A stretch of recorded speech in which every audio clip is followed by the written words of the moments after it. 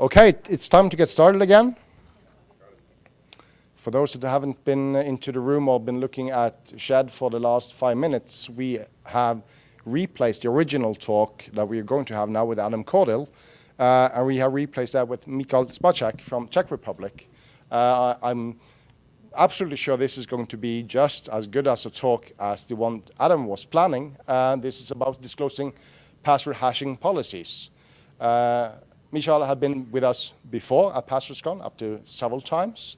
Yeah, take it away.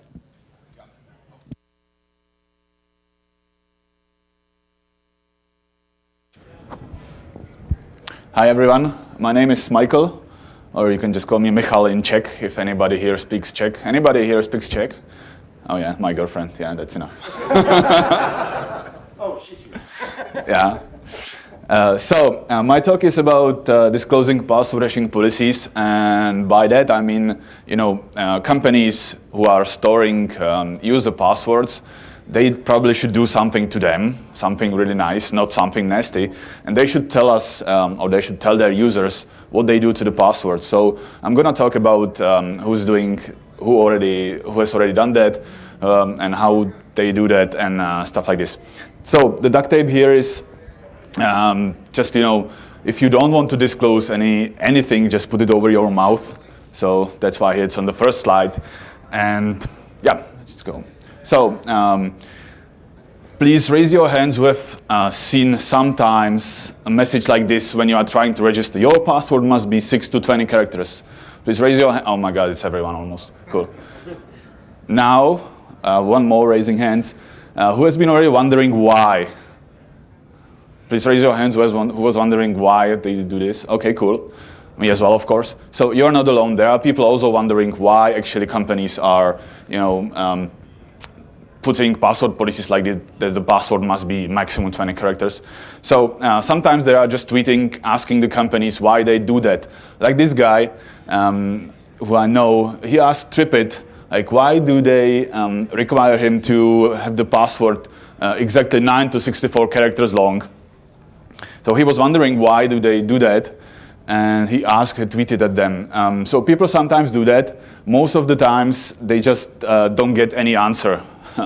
Companies just don't reply at all. Well, sometimes the reason is that just the companies don't know why they do that.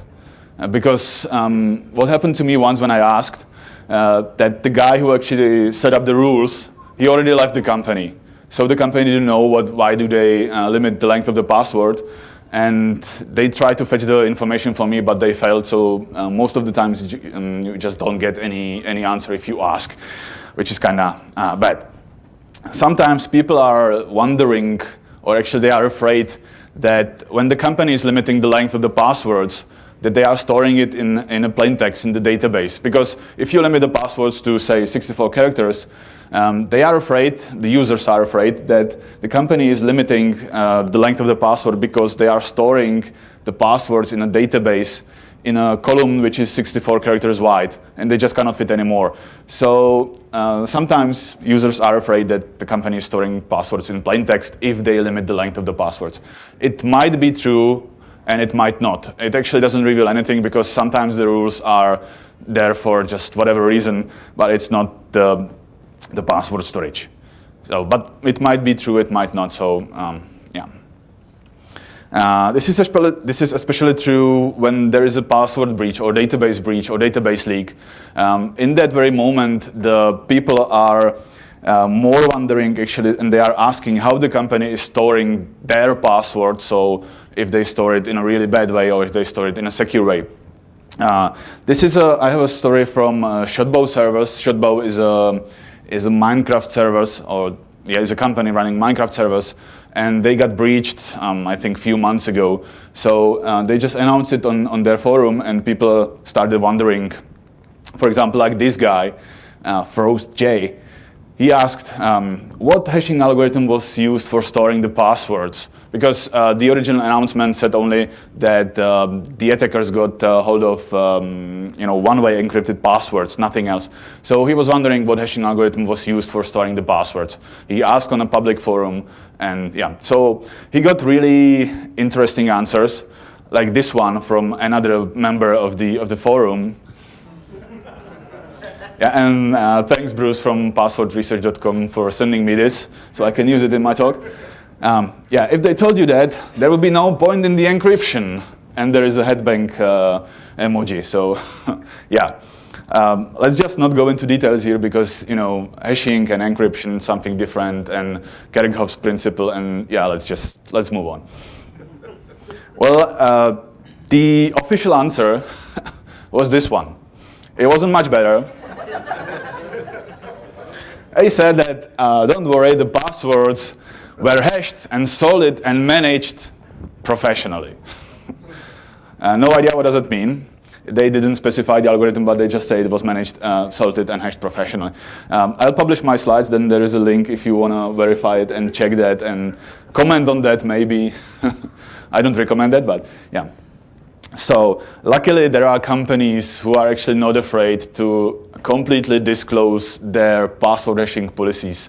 Yeah, I'll wait with the next slide for you, Per. Yeah, luckily there are companies who are really not afraid to disclose complete details what they are doing to user passwords. Like, for example, Facebook.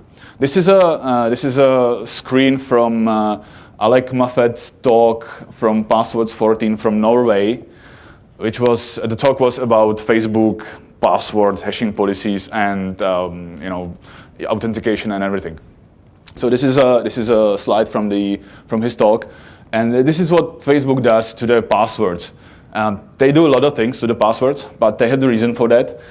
Seriously, I recommend to watch the talk because he's talking about that like for, I don't know, 40 minutes or something. So yeah, they use several layers of that, but at the core of it, there's a script here and some HMACs here. They have reason for that. So I will not go into details. Seriously, just watch the talk. But this is completely what they do to the user passwords, and they are not afraid to disclose it, and they are not afraid to tell us. There are other companies who are not afraid to tell us what they do to their passwords. For example, like LastPass. They have it also. Yeah, Facebook did that in a talk, so it's not somewhere on their site. It's not on Facebook.com. It's just in a talk by a security guy from Facebook. LastPass, they publish it on their site, and they say that LastPass utilizes the PBKD something, which shows something else to turn your master password into the encryption key. They got more details there as well. This is just a short text copied from the site. So they are also not afraid to disclose how they store user passwords. The same thing goes for 1Password. They are also not afraid to tell us what they do to the user passwords. They have released 60 pages long PDF which completely describes the security design of their 1Password for teams and 1Password for families, which is really nice. And 1Password is also doing a really nice thing. They are sending Jeff to Las Vegas every single year. I don't know why, but thanks. Thanks. Yeah. Okay. So there are also some other nice companies and smaller services which are doing the same thing. They are disclosing how exactly do they store user passwords. And one nice example is Scott Helm's Report URI, reporturi.io, which is a really nice service for aggregating content security policy reports and HTTP public key pinning reports. Really nice service for doing that. And he's got this information, this important information, which says, want to know our password hashing policies? Sure, check out our frequently asked questions.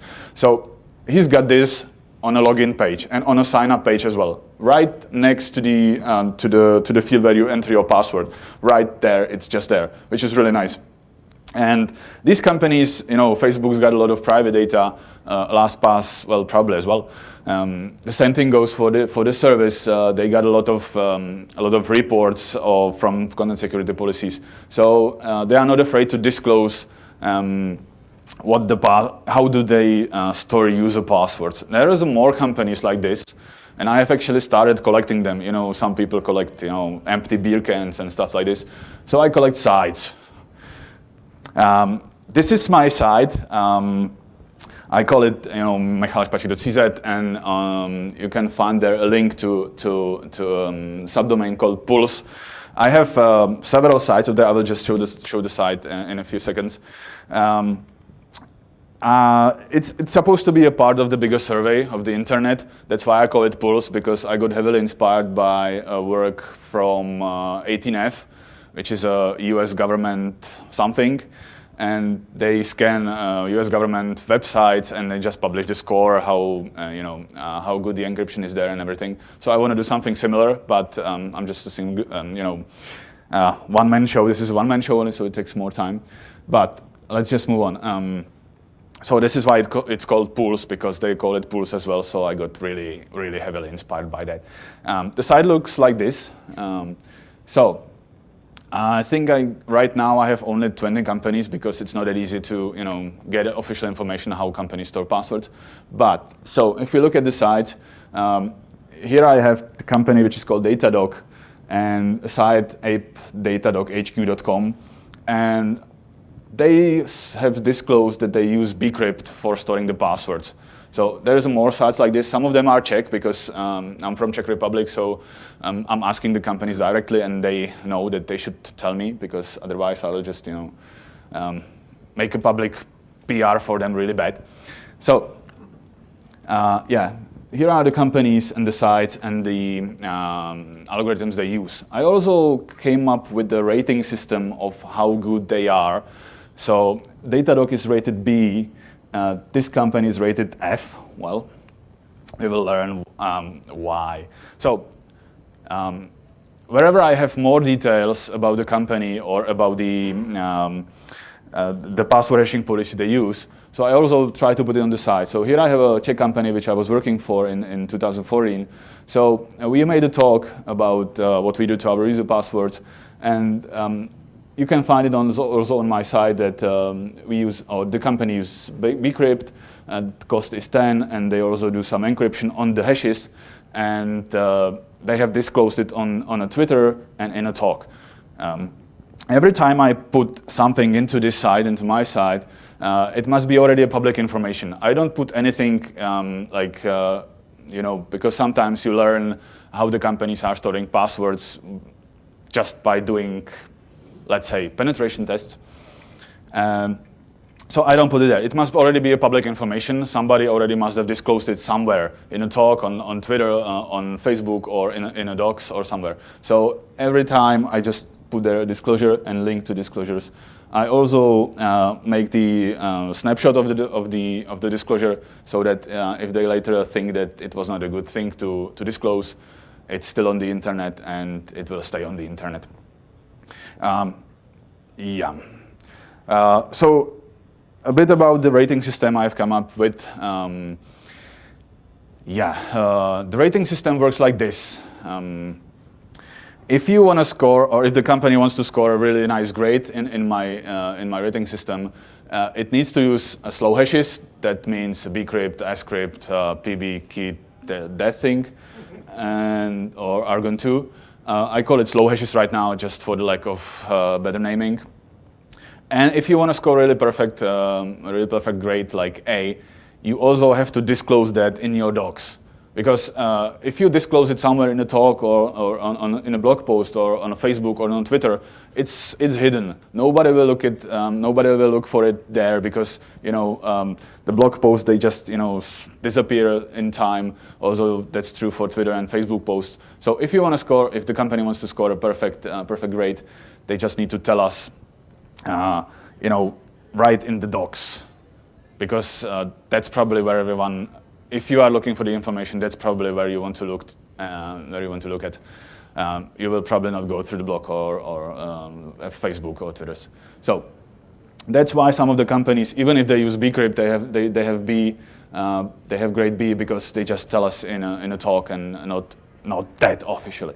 Then there are other hashes, like SHA-1 to SHA-3 and other hashes, MD5. And if the company uses something like that, MD5 or SHA-1, SHA-2, and they at least salt it and stretch it, and it means they do several iterations of that, they score C. Or if they just salt the hash, they score D. And if they just use plain MD5 or plain SHA-1 or something like that, they score E. Or if they encrypt the passwords, they just don't hash it. Or if they encrypt it, they just score E. It could be worse, and yeah, it could be worse. F is for fail, and that's plain text.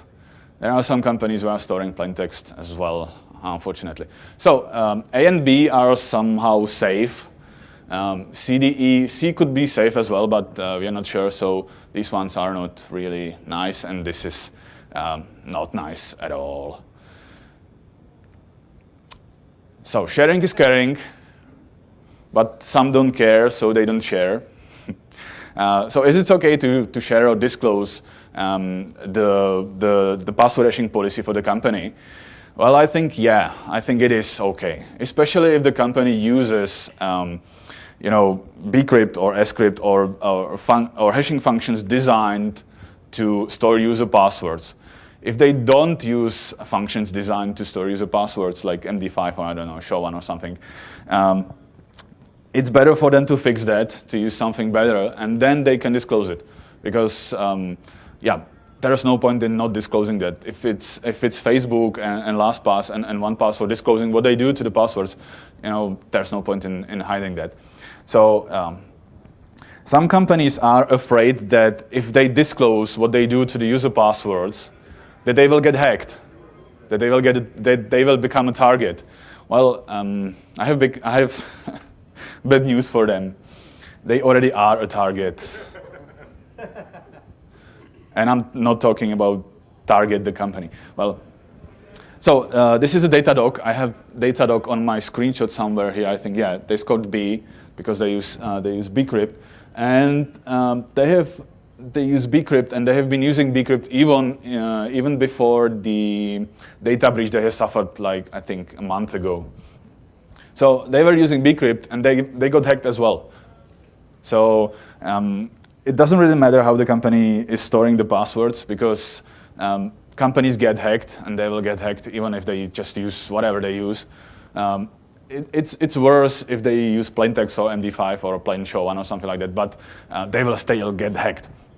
There is another company who got hacked even if they were using bcrypt, and that's called Ashley Madison. But I think that the motivation for hacking Ashley Madison was completely different than user passwords.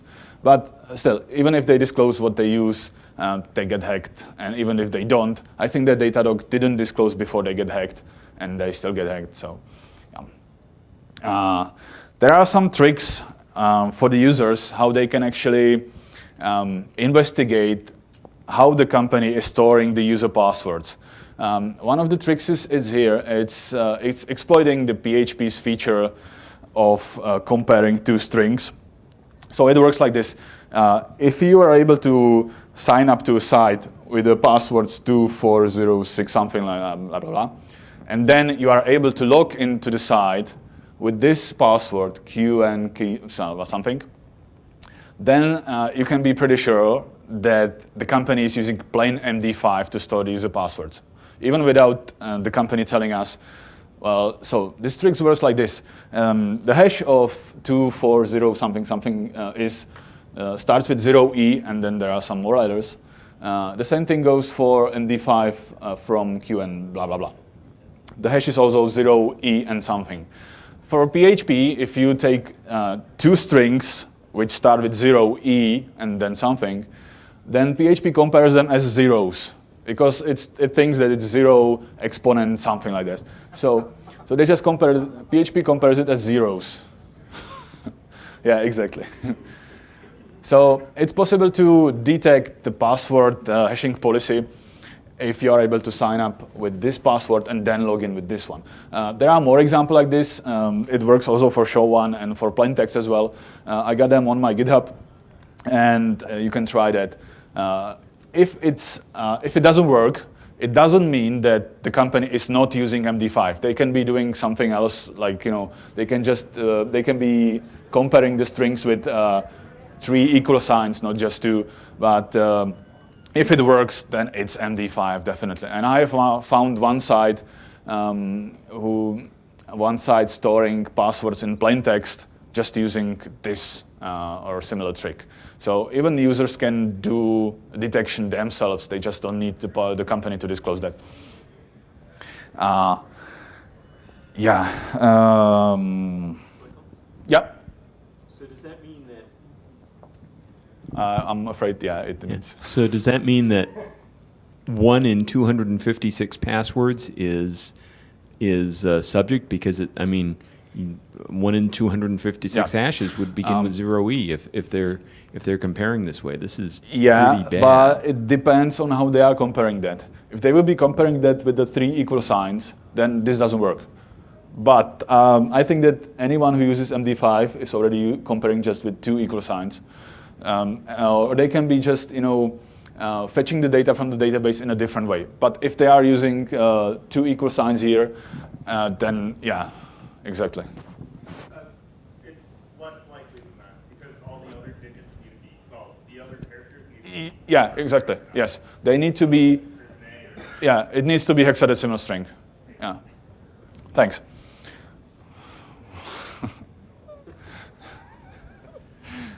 So yeah, sometimes you can just use it.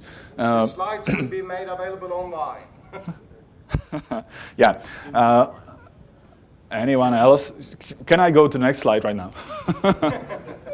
Just asking. So even if the people are able to tell what the hash is just by looking at the hash. So if the database leaks, then you just look at the hashes and you're pretty sure that this is not a bcrypt. Who thinks this is a bcrypt hash? Oh, great. So this is MD5. So just by looking at the hash, you will know that this is MD5 or SHA-1 or a bcrypt hash or something like that. So if the company gets hacked, there's no point in not telling us what exactly they were using for storing the user passwords. There is a nice example from Anthony Ferrara, who has done this. He wrote an application, hashguesserupspot.com, and he tried to prove that security through obscurity doesn't work. He has done that. He gave the users 2 passwords. One is password, the other one is Apple. He gave them 2 salts per the password, and he gave them resulting hash. What the site was missing were the exact algorithms how the hash was calculated. So he just gave the users passwords and the salts and the resulting hash. And he gave the users, I think it was 15 different algorithms like this.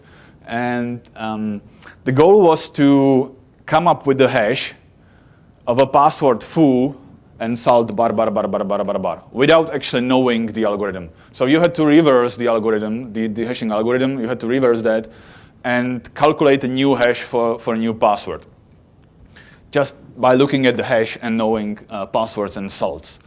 Well, that's quite interesting. Well, the results were really nice. So there were people, I think it was 15 algorithms in total, and there were 14 people, there were 3 people who have found 14 of the algorithms just by looking at the hashes. Just by looking at the hashes and trying to calculate the passwords and everything. There was one guy, Matthias Glaub, who has actually hacked the app and made the app and made the server leak the algorithms somehow.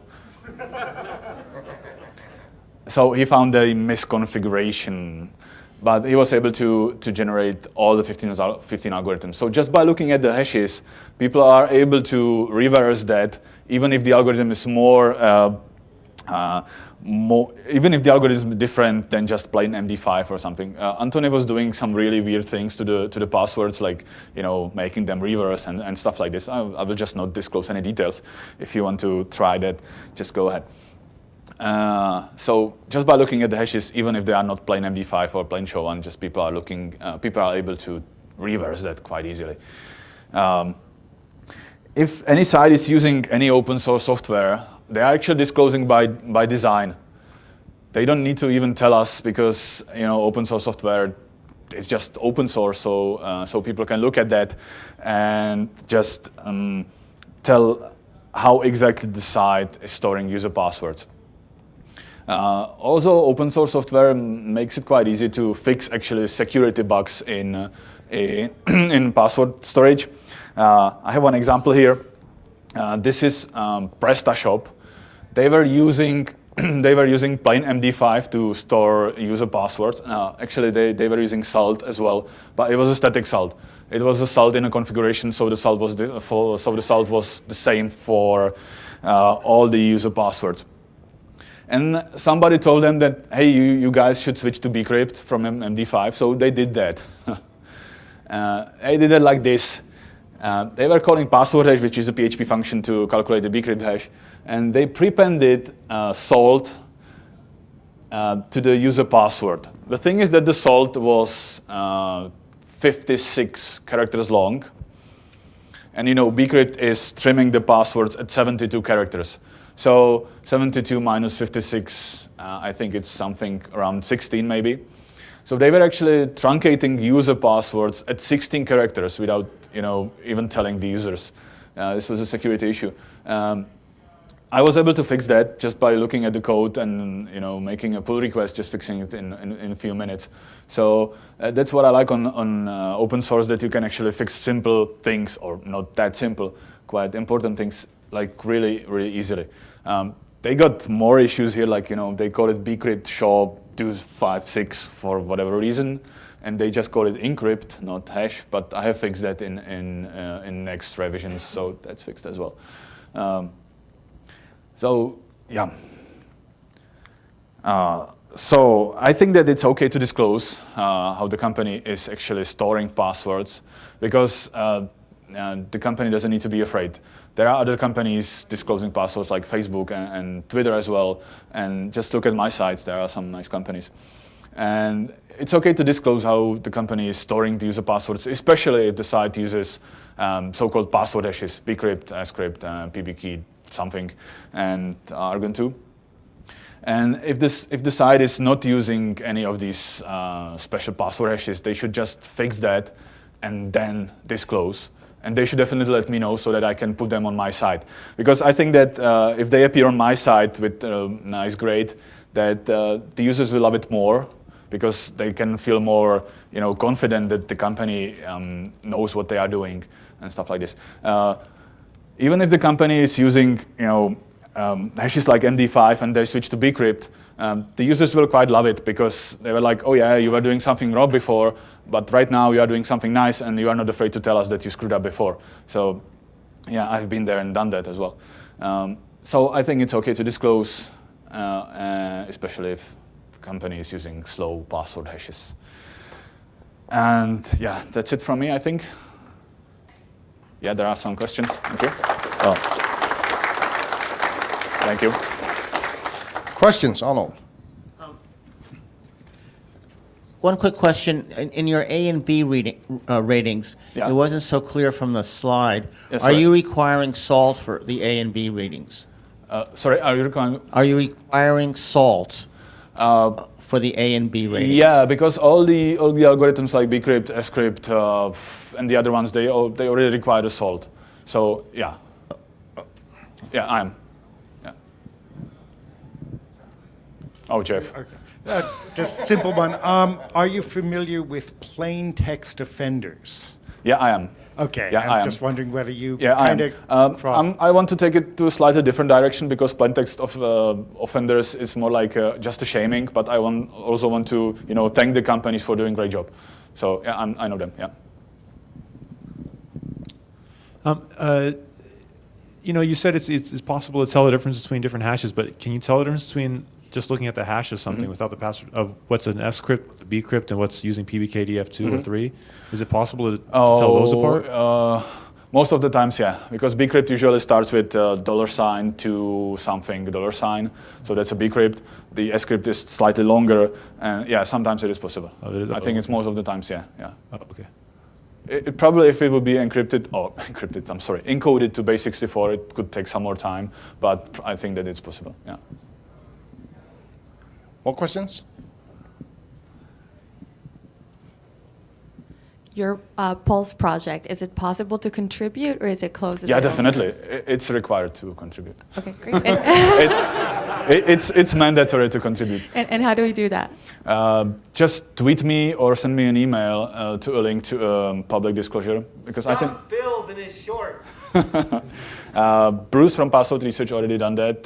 He sent me like 3 links to sites who are actually disclosing there is a password. So yeah, it's mandatory. I cannot do this alone. Yeah. Thanks. You know, this has been an ongoing discussion for many years at PasswordsCon. We are still fighting to make companies to disclose how they are storing your passwords. And my own personal opinion on this is basically that, you know, if they don't want to disclose, you should just, you know, as expect the worst. Expect the worst. Yeah. It's like either you can be on the good list or I will put you on the shit list. It's that simple. I will probably rename my project. Yeah, but I mean, over and over again, for every new leak we see unsalted MD5 still going on. We still see unsalted SHA-1, and we see all kinds of bad implementations. It's like somebody, I'm not going to say who, if it is board of directors or if it is the developers, but somebody is just not watching the news for the past 10, 15 years about all the leaks. It's like, oh, there's a leak. Well, the obvious question anybody on the survey on the board of directors should be asking their own organization is, how do we store our customers' passwords? They don't. They don't ask those questions. They just assume, well, we're not stupid, so this is never going to happen to us. And we need to change that. So again, thank you. Maybe one remark. I was talking about Ashley Madison, that they are storing passwords in bcrypt, but they have done something really bad to the passwords as well. They were storing them also in MD5, like besides the bcrypt passwords. So if the company scores A or B, because they tell us that they store passwords in bcrypt, they still have a lot of opportunities to screw up. But this is not possible to verify. We just need to trust them. If they tell us that they use bcrypt, we just need to trust them that they use the bcrypt. So it's not really possible to verify it without hacking the company, and I'm not going there. So. Yeah. And if you're interested in the Ashley Madison case as well, Synosure Prime, which is one of the really good groups doing password cracking for Crack Me If You Can and other password hashing cracking competitions. They did a talk at PasswordsCon at the University of Cambridge in UK last year, where they talk about how Ashley Madison had done pretty much everything wrong in their password implementation. So initially, bcrypt, looks good, and then, you know, kaboom. Okay, so we're going to take a break until 12, and the next speaker up is Bruce Marshall, who will also do a really interesting talk about how you should be proactively handling password breaches from other sites to your benefit, pretty much. So back again at 12. Thank you. Okay, thank you.